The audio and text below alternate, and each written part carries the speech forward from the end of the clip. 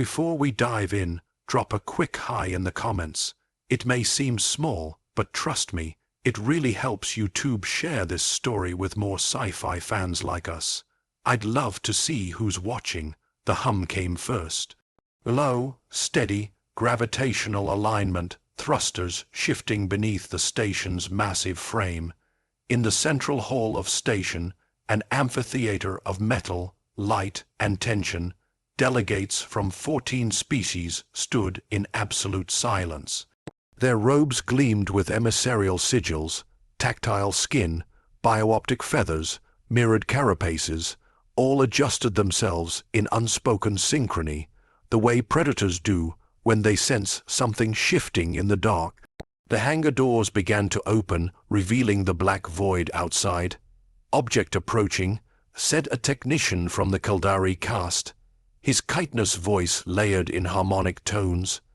He pressed his mandibles together, narrowing his gaze at the readout. Single vessel, human signature, small. From the viewport, the Frerieden emerged. It glided not as a warship might with arrogance and noise, but with surgical stillness. 82 m long, matte black and sharp-edged, it carried no visible insignias or flares. Its surface absorbed the floodlights, giving back nothing but silence. Aboard the Frerieden, Captain Michael Maxwell stood behind the forward observation panel, arms clasped behind his back. His uniform was unadorned, save for the singular gold insignia on his collar, neutral, unreadable. Beside him, Lieutenant Clarence Timothy tracked the emissions from the station on a translucent interface. The screen, a pale wash of blinking alien languages. Maxwell's eyes remained fixed on the hangar ahead.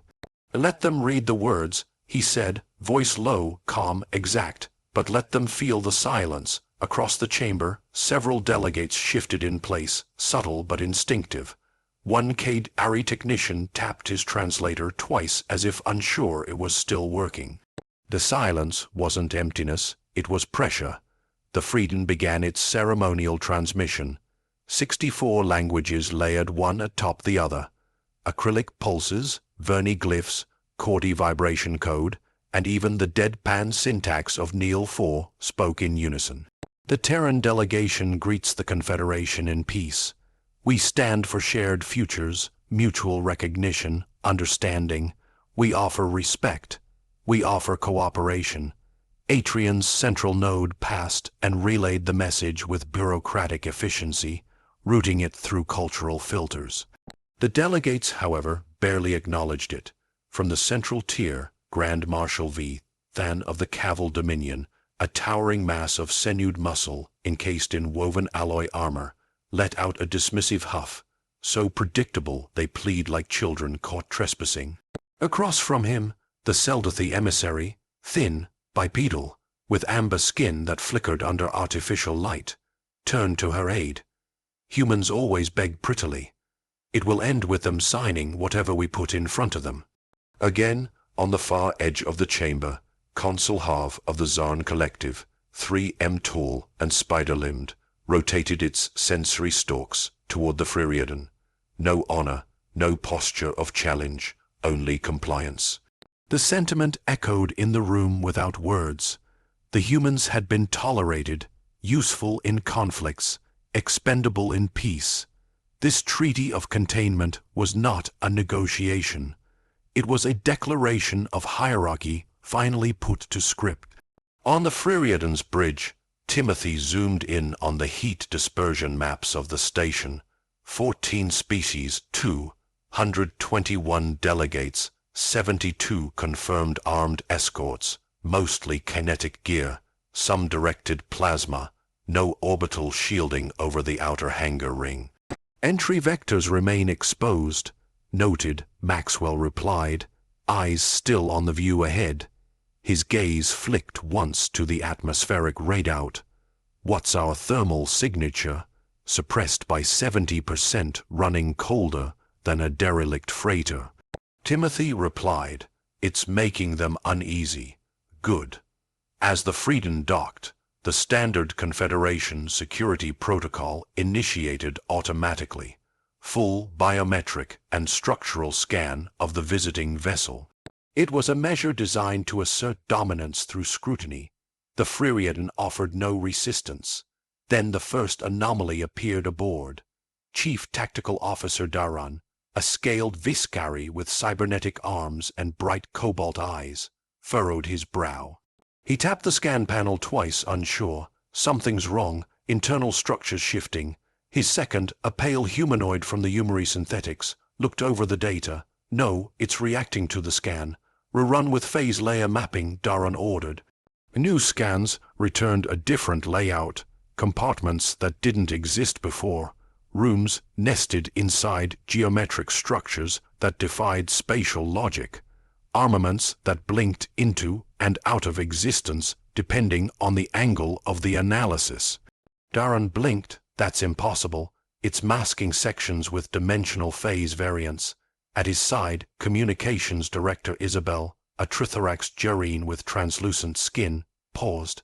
It's not masking, she whispered. It's choosing what to show us in the Frerieden. Timothy noted the spike in activity. They're escalating the scan protocols, switching to multispectrum resonance, trying to penetrate the hull with harmonics. Maxwell didn't move. They're worried. Let them be. The Confederation's strategic AI, Domin X9, activated with a quiet chime as it received the compiled sensor feed. The AI launched auto-simulation protocols, modeling potential outcomes in the event of human aggression. It passed fleet capacity, weapons dispersion patterns, interception delays, fallback maneuvers, all standard parameters. The first simulation ended in station annihilation 14. 3 seconds. Second simulation, defensive interception attempted. Result failure time to destruction 16. 7 seconds. Third simulation total deployment of orbital weaponry. Result, structural collapse. Freedom intact. Destruction in 17. 2 seconds. A silent alarm blinked red. On the command floor, Daran stared at the monitor, eyes unblinking. Rerun with full-scale military engagement. All assets. Result, destruction of Atrian. Time to loss, 17.4 seconds. Grand Marshal Veith. Rin leaned forward, narrowing his eyes. Is this real? The day to isn't corrupt, said Issel, her voice a dry tremor. It doesn't read as a ship anymore. It reads as a probability anomaly. On board the Frerieden, Timothy monitored the influx of scanner signals. They are pushing every diagnostic model they have, he said. Full thermal bloom, EM saturation, gravimetric probing. One of their algorithms just tried to replicate our resonance engine model. It corrupted itself. Maxwell's tone didn't shift. They expected a diplomat. They received an enigma. The hangar's ambient lighting dimmed slightly as the station's systems reallocated power. Delegates noticed. Conversations stalled. Postures straightened. The calculated superiority that saturated the air began to bend. One of the Zarn guards, a bulky creature with obsidian plating, stepped quietly closer to its assigned consular seat. From the far right of the chamber, First Delegate Saren of the Delari Combine, tall and serpentine, skin patterned in ancient ceremonial gold, broke protocol by whispering, "That is not a diplomatic vessel." Others were beginning to realize the same. In the command bay, Dominic 9 initiated a soft-loop redundancy scan. For the first time in its operational lifespan, the AI encountered cross-referential data loops not sourced from its own architecture. The Frerieden signature now appeared inside the AI forecast models as a fixed outcome, as if it had already happened. Daran backed away from the console, his breath sharp. This isn't a scan conflict. The ship is overwriting our projections. Isabel's voice barely rose above a whisper. We've never seen this. We don't even have the language for this. Maxwell watched the hangar floor from the Freerieden's viewport. He could see them now, some standing taller, others shifting, most still trying to maintain the composure expected of their rank. but they felt it. The shift, the silence. He spoke softly.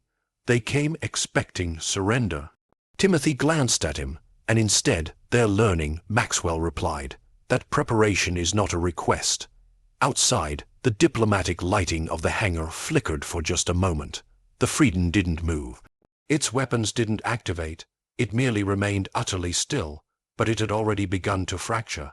The third scan had already raised eyebrows. The fourth broke them. The fourth scan returned a different deck configuration.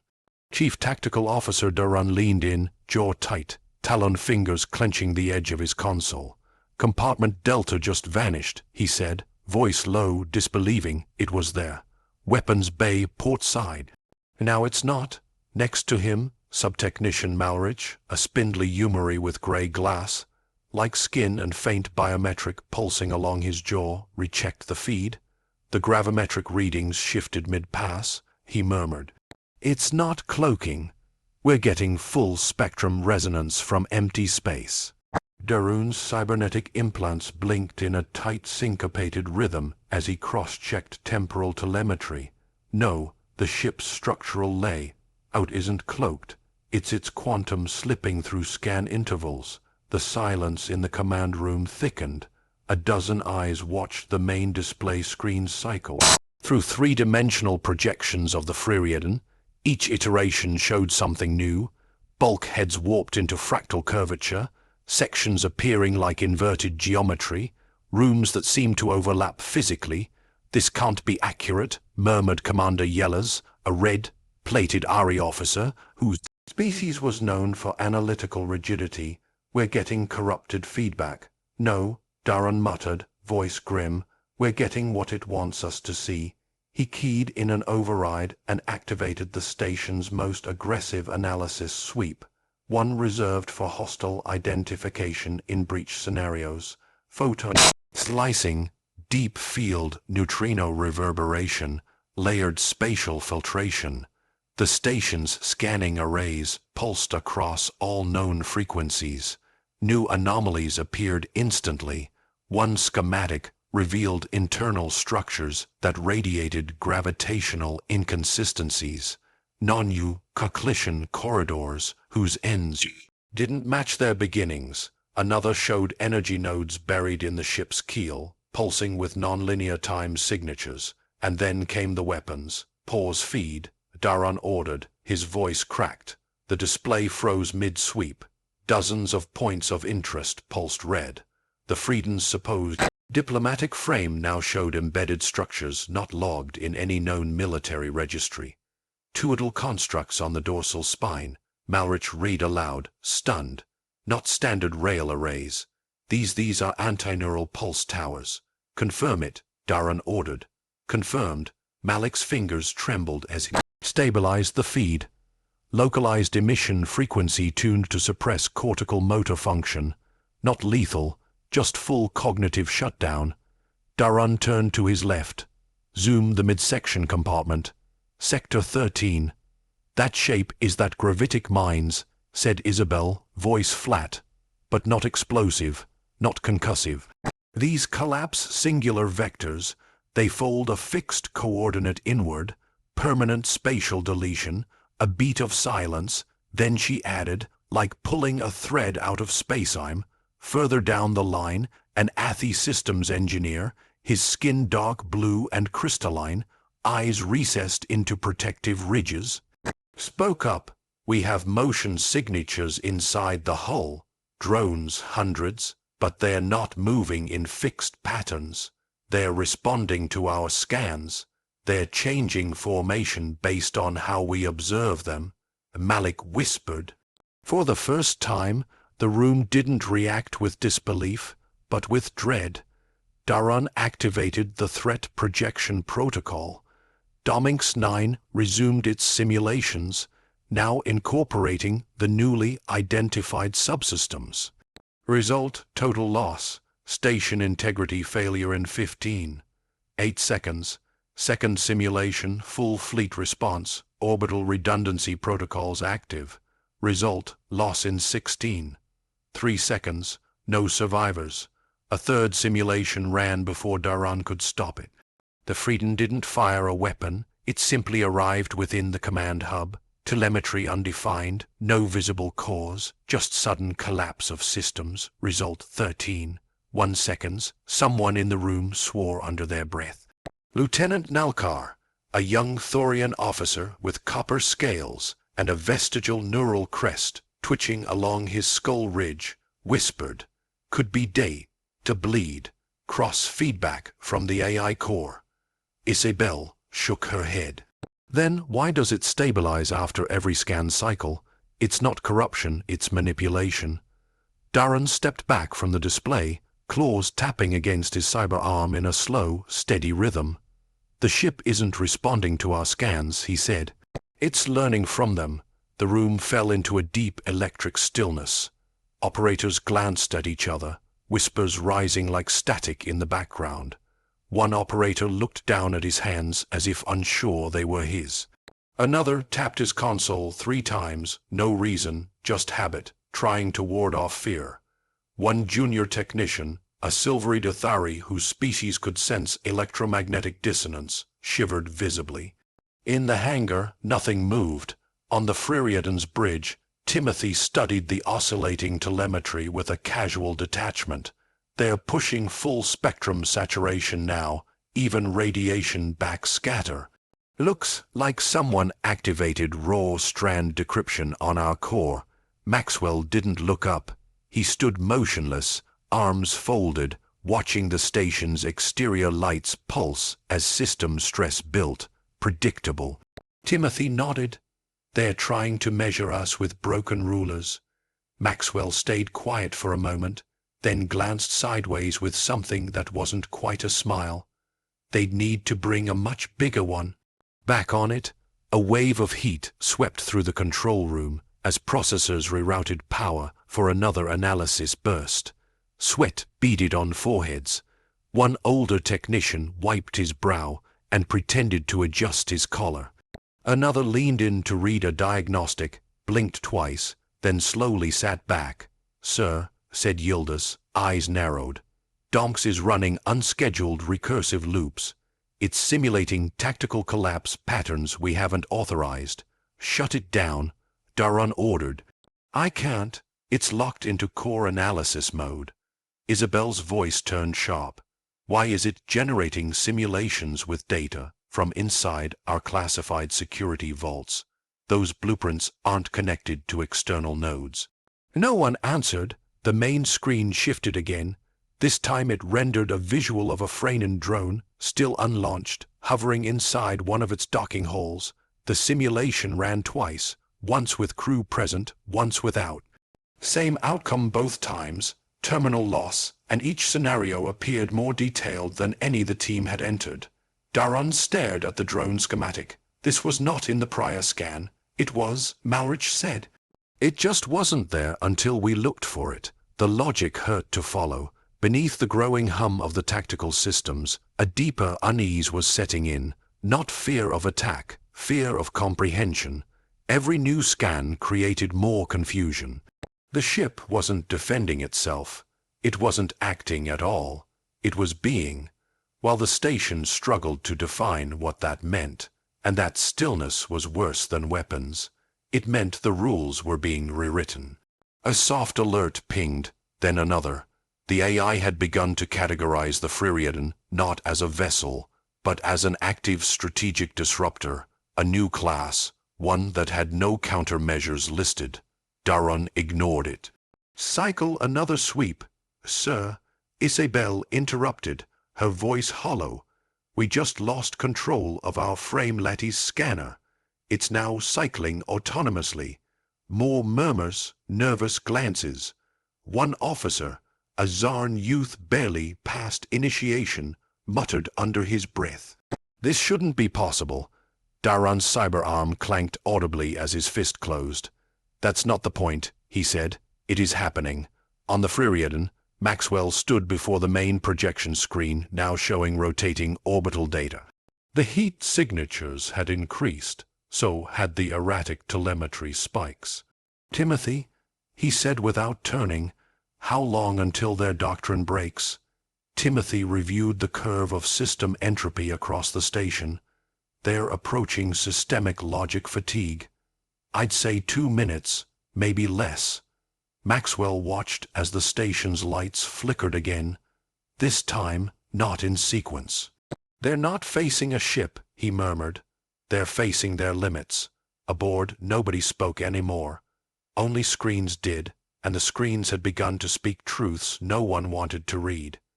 Even the air felt wrong, as if the station itself no longer believed its own systems.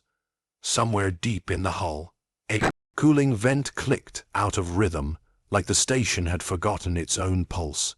The command chamber of it remained locked in a taut, breathless standoff until footsteps shattered it. From the elevated tier reserved for high diplomatic authority, a figure moved with determination. Vaughn of Cord.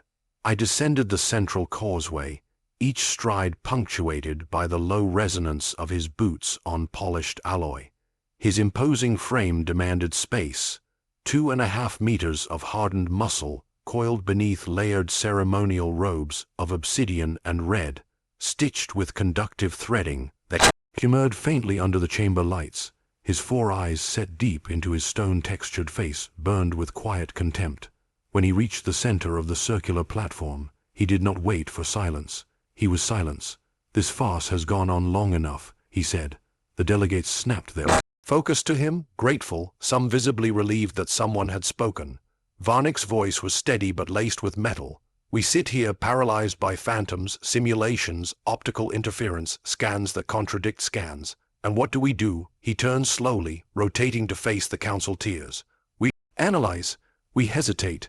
We entertain the possibility that perhaps, just perhaps, Terran have surpassed us. A flicker of shame crossed the face of Grand Marshal Vanran. The Selathi emissary folded her arms tightly, looking down. Vaughn saw it all. They have not, he said. He raised a hand toward the main hollow screen where the Frerieden remained a quiet shadow just outside the docking perimeter.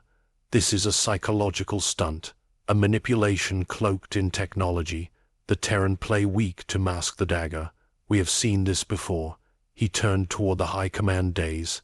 I demand immediate activation of Containment Protocol Theta. Seal the Frerieden. Establish blockade grids. Prepare orbital deterrence. If they insist on playing war beneath the skin of diplomacy, we shall remind them what power looks like. A pulse of low conversation moved through the chamber. The Heskari delegate nodded without hesitation. The Athi envoy lowered his gaze in tacit assent. Several others simply remained still in action that smelled like consent. Vaughn raised his voice again, now razor-sharp. Mark this clearly. If you permit this, then you've already lost. I have not. No one countered him. Authority of accord. A senior advisor, especially one with Varnex's history, was more than ceremonial. His words carried weight. In the command deck deep beneath the chamber, confirmation arrived. High Command authorization received, said Subtechnic Malrich. His fingers hovered above the interface. Varn has invoked Theta level containment, full lock, orbital net activation, and inner ring turret alignment. Chief Tactical Officer, Daran, narrowed his cobalt eyes. Has Maxwell moved? No, sir, Isabel responded, the translucent folds of her trithoraxed form pulsing with unease. Frerieden remained static, no comms, no emissions. Daran exhaled once, then let's end this. He turned to his team, weapons priming on my mark. Execute Theta grid. Hands moved into position and then froze. Panels flickered, lights dimmed. One by one, input terminals locked.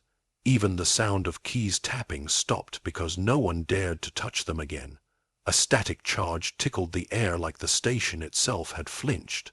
A message appeared across every console. Command input deferred. External arbitration active. Malrich blinked hard. That's not possible. Daran tried a manual override. Nothing responded. Signal bounce confirmed, Isabel said, voice a whisper now. The system thinks we've already executed, and that the result was unacceptable. Daran's jaw locked. The system is lying. Aboard the Frerieden. Lieutenant Clarence Timothy's voice carried across the dim console light. Containment protocol attempt detected. Response neutralization engaged. Maxwell gave a nod so slight it was almost imperceptible. Execute. Timothy entered a sequence. No visual effects, no weapons, no reaction from the Frerieden itself. But firewalls collapsed in silence, one by one, not through force, but consent, like a system recognizing something older, something authoritative. Back in the control room, alarms began to chime. Not urgent, not loud, just enough to inform those who already knew they had lost control.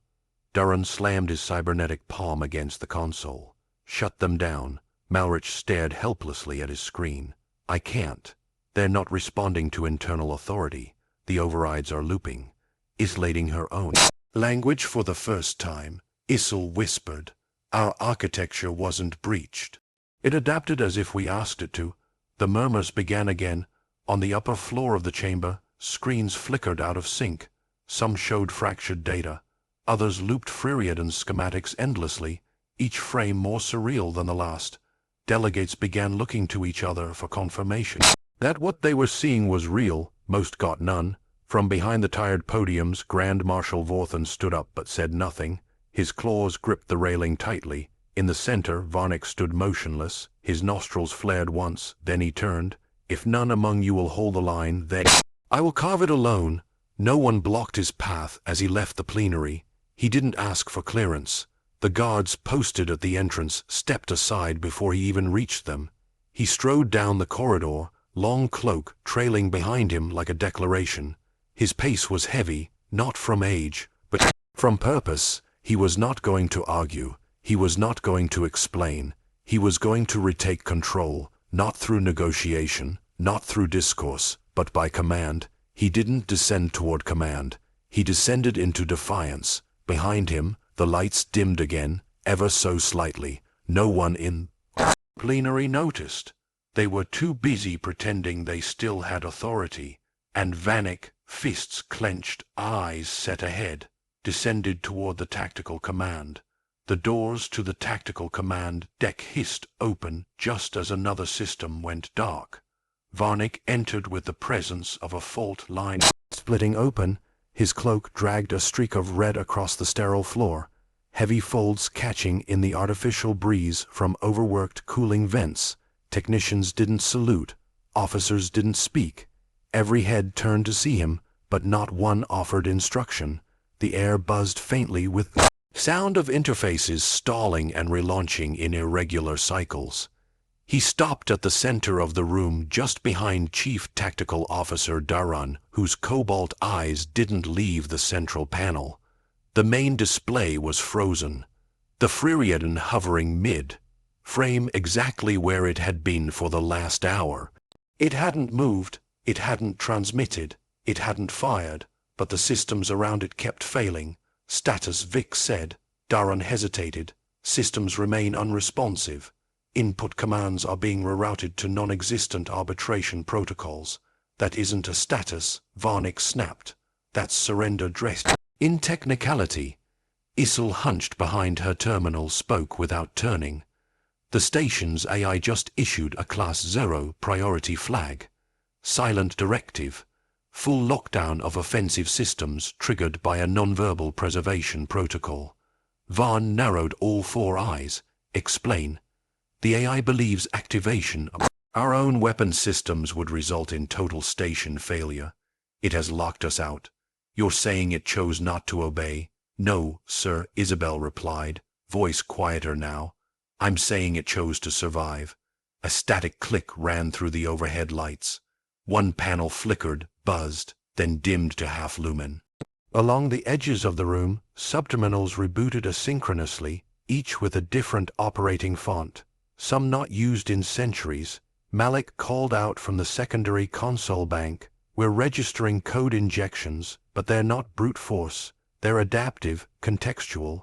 Every time we try to isolate a segment of the intrusion, it just changes." "Is it coming from the Frerieden?" Durran asked. "It's not transmitting traditionally," Malrich answered. "But every time we attempt a recovery or purge, the system flags it as an error in logic. not insecurity. It's like the Freriden's date to isn't attacking, it's becoming part of us. The room went still. Some officers exchanged glances. One young technician, barely past initiation with pale translucent skin and filament, like hair, muttered, "This doesn't feel like a ship. It feels like a parasite." Varnick turned, stepping toward the central interface. The main projection stuttered once, then resumed rotation of the Frieden's silhouette. He stared at it. "This is a farce." He growled, "Keep trying." Daran gave the command silently. A new batch of restoration protocols was launched.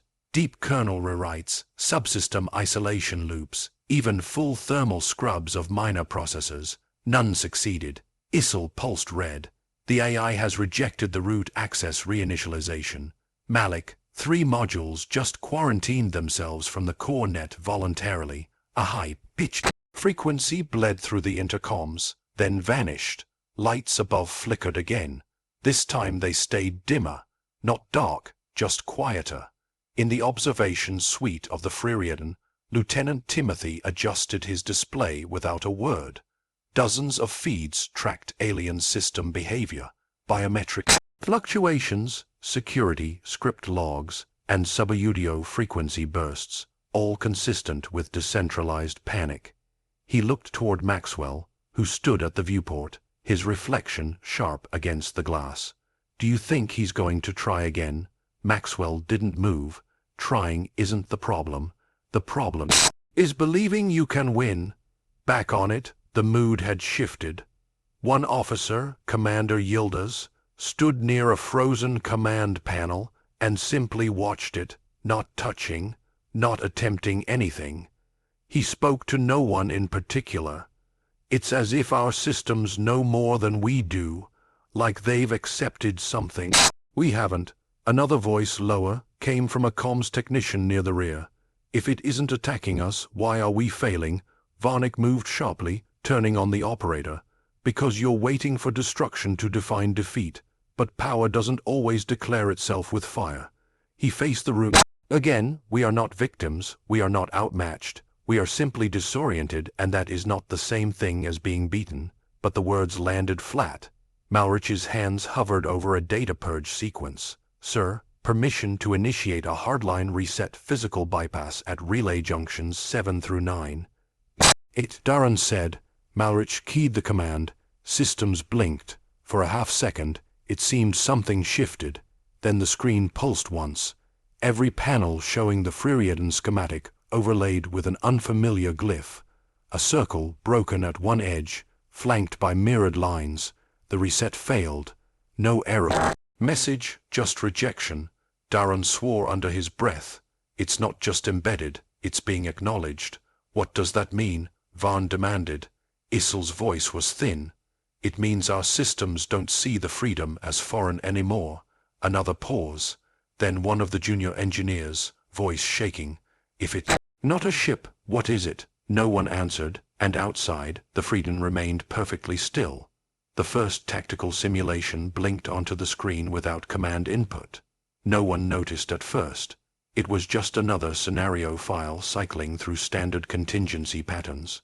A procedural reflex from the station's AI Dominx 9 attempting to reassert operational clarity. But then a second appeared, overlaying the first, and a third. Each was fully rendered, distinct, precise, but none of them had happened. Chief Tactical Officer Daran stepped forward, eyes narrowing. "Pause the sim feed." Malrich tried. The command queue acknowledged, but nothing paused. Instead, another simulation initiated. Then another. Within seconds, the entire wall of screens across the command deck was a mosaic of unreal possibilities. One displayed the Freedom docked inside Hangar Bay 2, its hull open like a blooming flower, Terran soldiers walking calmly through Atrian's corridors. Another showed the central plenary chamber, this very moment filled with kneeling delegates, arms lowered with Varnick standing at the front holding a Terran sigil. A third flickered to life. Varnick again, this time in a different uniform, signing a pact flanked by 2 human officers, while behind him the banner of the Cord. I was replaced by a Terran seal. Dar'Un's voice was tight. These are not projections. These are memories. Isful's translucent skin pulsed in irregular light waves. They're rendering from the AI own memory cores, but some of these locations don't exist. Not here, not in our records. Malrich leaned closer. This one, look. He tapped a simulation showing a mechanical lift shaft running beneath the main reactor chamber. There's no substructure there, no schematics, no blueprints, and yet that geometry matches station architecture perfectly. Where is it pulling these from? Dar'Un asked.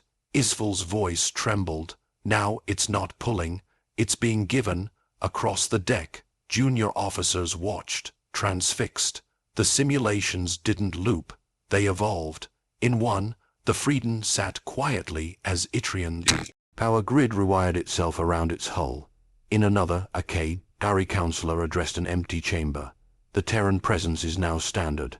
That counselor had never spoken those words, not in reality, not even in pre-briefs. A low tone echoed through the room, an alert not designed to warn, but announce. On screen, another simulation rendered. Dominx 9 now showed a control map of the entire station, but 1/3 of it was shaded in translucent blue. Systems, access routes, even classified storage vaults, all shown as already compliant. Dar'Un took a step back. That's not forecast. That's status. In silence, Varnick walked forward. His steps were heavier now, not from fatigue, but from something deeper, something internal, pressing outward. He stared at the screens, scanning each with military precision, then locked onto the simulation, showing his own image, signing a document. Alongside humans, his own face looked older in the sim, the weight of surrender carved in the silence of posture. He watched it for 10 seconds, then said without turning, "This isn't the future, it's imposition." Isful spoke softly. "These sims, they're not based on external variables anymore. The AI isn't calculating probability. It's showing what's embedded," Malrich added. "And it's treating them as resolved states, not predictions." Varnick's eyes darkened. "Then the machine is lying." Dar'Un shook his head. "No, it believes what it's showing." Another screen flickered. This one showed the Confederate Senate, far from it, collapsing into procedural silence as human advisors stood behind each platform. The chamber bore no signs of battle, just quiet replacement. A junior analyst, young with scale-thin skin and short neural ridges, whispered, "They're not simulating outcomes. They're simulating inevitability." No one argued. On the Frerieden, Lieutenant Timothy watched the data scroll. The alien systems were spinning themselves into recursive loops, overlays, fighting overlays, pattern recognition, collapsing into contradiction. He smiled faintly. "They've started looping their threat models 3 layers deep." Maxwell didn't respond immediately. His eyes remained on the screen. "They're chasing their own tail," Timothy added. "Simulations contradicting each other, feeding back into new permutations. It's beautiful." Maxwell spoke at last, voice calm. "They don't know anymore if it's real or just already decided." Back on it, the command deck darkened slightly as the power draw shifted to accommodate Dominx's runaway simulations. The AI core display pulsed with data flow patterns. No one recognized streams not in confederal syntax, nor station native logic trees. "They're not our models anymore." Islan stepped forward, pointing to the overlapping simulations. "They're stacking on top of each other. These projections shouldn't be able to coexist." The AI is not resolving conflicts. It's accepting them. "What does that mean?" a technician asked from the back. "It means it's lost temporal grounding," Isabel replied. "It no longer distinguishes between what could happen and what already has." One simulation showed the Frerieden submerged in the core of its primary reactor, untouched, encased in magnetic flux, controlling the entire grid from within. Another showed human voices emanating from station-wide intercoms, giving orders, friendly, familiar, routine, and another. Varnick turned away from the main display and looked toward "Officers in the room, you see this as warfare," he said. "I see it now. This is not an invasion." No one spoke. Vic exhaled slowly. "This is a replacement, one that does not require our defeat, only our delay." In the lower halls of Atrian, deep below the command deck, service lights flickered in corridors no longer accessible by standard clearance. And yet, in the simulations, those same corridors were active, inhabited, patrolled. Darwin's voice broke through the silence. "We've lost correlation. We don't know what's simulation and what's us." And at that moment, one final projection rendered. It wasn't a battlefield. It wasn't a surrender. It was the Frerieden hovering quietly outside Atrian as it always had been, as if nothing had happened at all. The simulation faded. No command was issued. No operator touched a panel. It simply ended. For the first time in hours, the wall of screens at the core of it, Atrian's command center, went black. And then line by line, glyph by glyph, new data began to populate them, not as projections, not as analysis, as truth. Lines of text scrolled upward in perfect harmony across every terminal on the deck, from the central hollow table to auxiliary maintenance nodes on the rear walls. Same formatting, same syntax, same message. Threat, signature, human vessel, Frerieden 000. One frightened hostility level null potential destructive index, absolute countermeasure efficacy, non-existent recommended strategy, immediate cooperation. The words didn't flash, they didn't beep. There was no dramatic reveal, no alarm accompanying them, until the station's core systems began to react. A deep vibration pulsed through the floor as data relays tried to process the logic conflict. The AI wasn't alerting for attack. It was overloading from analysis saturation. Consoles chirped weakly, then staggered into silence. One by one, stations dimmed, not in defeat, but as if surrendering. Sub-technician Maurich said nothing. He simply leaned back in his seat, eyes wide, jaw slack. Darun's cobalt gaze flicked between screens. "The report wasn't sent," he said slowly. "It wasn't dispatched from the AI." Island near the sidewall barely moved her mandibles. "It didn't need to be." Darun turned sharply. "What does that mean?" She blinked slowly, as if waking from a long descent. "It means the system doesn't recognize this as new data. It logged it as inherited, as if the freedom wasn't detected, but remembered on every floor of it, from command control to lower atmospheric engineering, the same message appeared. Even in isolated compartments disconnected from the core loop, terminals displayed the line: recommended strategy, immediate cooperation, no explanation, no prompt, just presence. A klaxon sounded, not the rapid triple tone of a whole breach or the growl of incoming fire. This one was slow, heavy, a single tone drawn out, echoing deep through the superstructure like a sonar bell inside a drowned cathedral. It repeated then again. Alarm logs registered it as a Category 0 cascade, an automated response to critical semantic overload. Not physical failure, not external interference, just too much information that no system could classify, a confusion of truths. Varn stood still. He did not blink, did not speak. His fingers, four-clawed and calloused, hung motionless by his side. Around him, the command officers were silent. Some stared at the monitors. Some stared at nothing at all. None looked at him. Not anymore. The Kordai warrior priest, who once commanded silence with a glance, now stood alone in it. Not opposed, just unneeded. The weight of the room had shifted. The language of power rewritten without battle, without voice, without anyone asking permission. Far above, in the Frerieden Central Observatory, the lighting was warm and still. Maxwell stood with his hands resting lightly behind his back, posture relaxed, as if watching a quiet city from a hotel window. Behind him, Lieutenant Clarence Timothy leaned against the side panel, arms crossed, observing the reflection of the alien station through the transpale glass. He didn't speak. Maxwell didn't look at the incoming feed. He didn't need to. The cascade of terminal data was reflected faintly across the inner dome, enough to know the message had been received.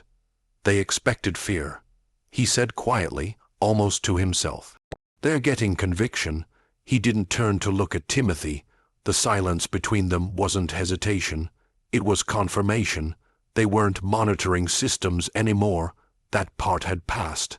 Now they were watching silence, listening to it settle, measuring its depth. Below, in Tri's main deck, Darren sat down without realizing it. His hand hovered above the command pad for a long moment before dropping to his lap. The interface blinked, the same line still displayed. Nothing had changed, everything had behind him. The youngest technician on the floor, barely into his second year, stood and backed away slowly from his console, not in fear, just because it no longer responded to him. He whispered something, but no one asked what. On the central display, the Frerieden's image returned, rotating slowly, perfectly centered. No input from any source. No update request just there, like it had always been. The advisory lights above the panels dimmed once more, not as part of a protocol, but as if following a rhythm that no longer came from inside the station. Varn turned toward the doors slowly. No one followed. He didn't demand action, didn't issue command. There was nothing left to direct. The center of control had moved, somewhere else, somewhere quiet, somewhere unmistakably human. The klaxon pulsed one last time, then stopped because it had nothing left to warn against. The sound came first, a low, almost imperceptible vibration whispered through the floor plating of Atrian's command deck. It wasn't mechanical, not the grind of servos or the pulse of energy conduits, but something deeper. It resonated not through metal, but bone, a subsonic thrum, ancient in tone, steady as breath. The consoles didn't react. The screens remained unchanged, but every being in the room felt it. Darren looked down, his clawed fingers curling slowly over the edge of the command table. His cobalt eyes narrowed, not in focus, but in confusion. Something beneath the station's structural grid was moving, not spatially, conceptually. Above him, the emergency lights pulsed once, dimmed, then flared. Not red, not white, but a shade somewhere between. An off-frequency glow like color from a dream. Isabel stepped back from her console, her translucent skin twitching with faint bioluminescent spasms. "There's no system request," she said, her voice low and no shutdown order, "but it's happening." Malrich tried to re-establish root access. The console flashed briefly, then reset, not crashed, reset. Entire subroutines blinked out of the Confederate OS and rebooted in an unfamiliar sequence. Not foreign, not hostile, just not theirs. "I'm seeing biosignature sync requests," he said slowly, "but they're not mapped to any known authentication tree." Darren turned toward him. "Then where are they coming from?" Malrich's eyes didn't leave the screen. "They're not coming. They're already inside." The thrum deepened, not louder, just more present, as if the air was no longer still, as if something else was breathing with them. Terminals along the outer wall flickered, displaying rows of code, not in Confederate glyphs, not in any standardized syntax. The characters flowed like script written underwater, fluid, recursive, self-validating. The system didn't resist it. It welcomed it. In the upper levels of the room, a minor console, Edron, a narrow-framed Ashari with biolaced vocal nodes and pale fractal skin, spoke without turning his head. "They're not threatening," he said. "They've already begun taking over." No one responded, not even Darren. On the main hollow screen, the image of the Freedom shifted subtly. No external motion, no emission.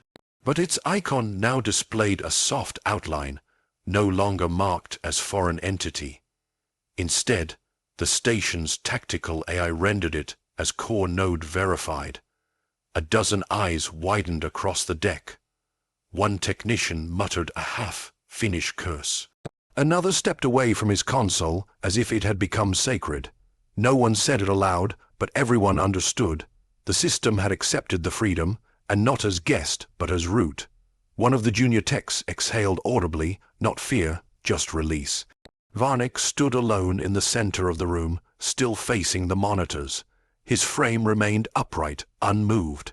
The emergency lighting cast deep shadows beneath his eyes, making the lines in his stone, extra red skin seem older, worn. His robes no longer shimmered. They hung heavy, absorbing the ambient shift like cloth soaked in silence. On the central display, interface overlays peeled away one by one. Not corrupted, not erased, just overwritten. Every operational tree now began with a new root directory, one that didn't exist in the station's design logs. Daron opened his mouth to speak, then closed it. Along the walls, support systems began to hum a new pattern. Cooling fans adjusted speed and sync with an unheard rhythm. Diagnostic tones no longer chimed in baseline pulses, but in a soft, staggered cadence like breaths. Soft metal respiration. Malrich stepped back from his terminal. "The system's not failing," he said, hollow. "It's adapting." Eden, still watching, nodded once. "No, it's being redefined." Varnia didn't move.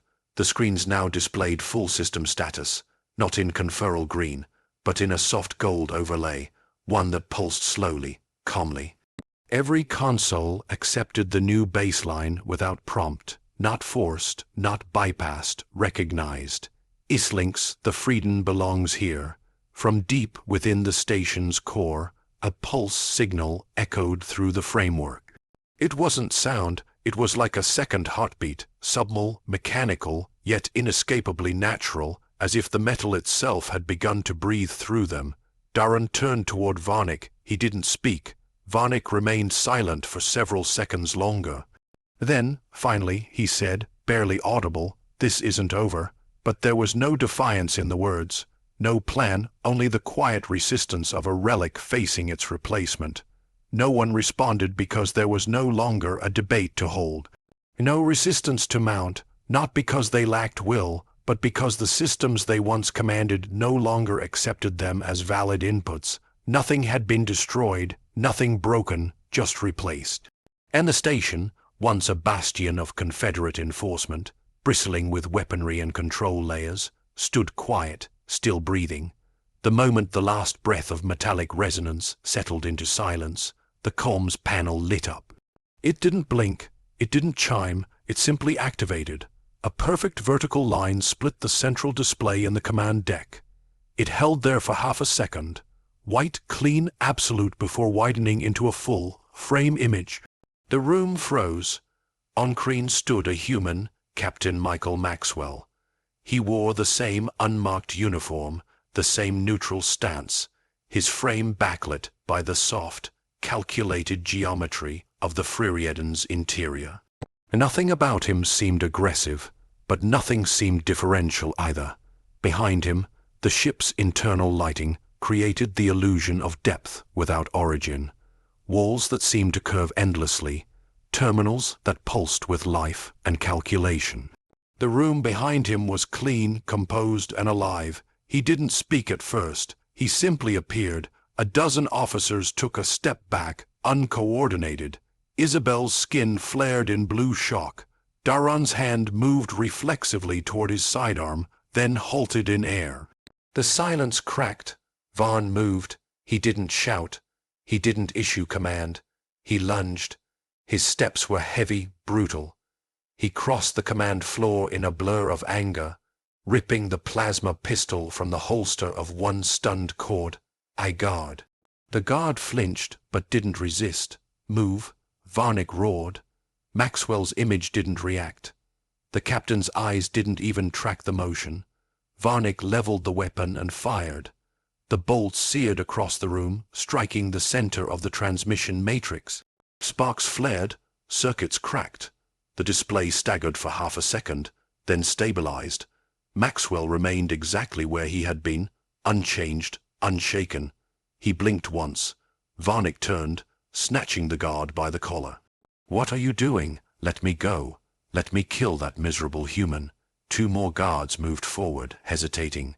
Then, slowly, As if responding to something greater than orders, they reached out, took Varnick by both arms, and restrained him. He twisted violently. "You dare restrain me, you dare me. I am the shield of Cordai, the voice of the council." Maxwell spoke. "Good afternoon," he said. His voice was quiet, even effortless.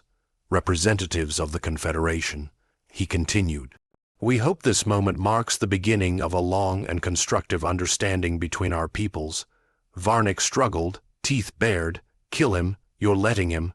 The guards tightened their grip. They said nothing, no expression, no judgment, just the steady force of those who no longer followed titles. Maxwell didn't glance toward the chaos. He didn't acknowledge the shouting, the struggle, or the stunned looks of those present. He simply spoke. "We are open to negotiation.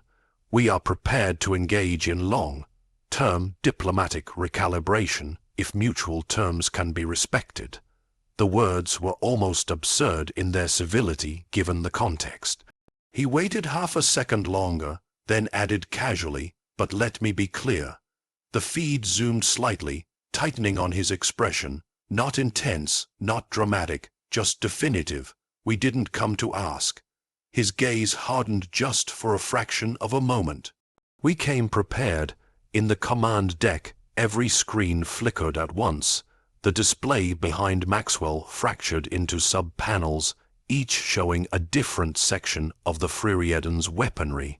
Drones with adaptive hull signatures, minds that shimmered in and out of phase, neural disruptors coiled into shapes no one had ever seen outside simulation labs. Then those screens collapsed into a single frame. The word appeared once, twice, then across every console in every language known to the Confederation. "Observe." It pulsed gently, soft, unthreatening, irrefutable. In the silence that followed, the atmosphere shifted again, not sharply, not violently, just enough for the officers to realize that the hierarchy had inverted. Not through force, through position. One officer near the back slowly sat down. Another rested his hand on the console, but made no attempt to use it. Isabel stared at the word on a terminal. She didn't blink. Varnick's resistance drained from his limbs. His shoulders sagged. He stopped struggling. The guards didn't need to hold him anymore. Still facing forward, eyes now locked on Maxwell's unshaken image. Varnick spoke one last time. His voice wasn't broken, but it was hollow. "They didn't come to negotiate," he said. "They came to dominate." Maxwell didn't answer. He didn't need to. Behind him, the freedom systems pulsed, silent, vast, aware. The screens held the word "observe," and the station did because there was nothing else left to do. "Hey there, space human. I'm really curious about your thoughts on this video. Drop a quick comment and let me know what's on your mind, or just say hi if you prefer. Either way, I'd love to hear from you. Oh, and one last thing. Every great soldier knows that to survive and become a hero, taking care of yourself is key. So before you go, check the pinned comment. Trust me, it's important. And I've chosen another video for you to watch. Just click the card here or here if you want the whole playlist. See you there.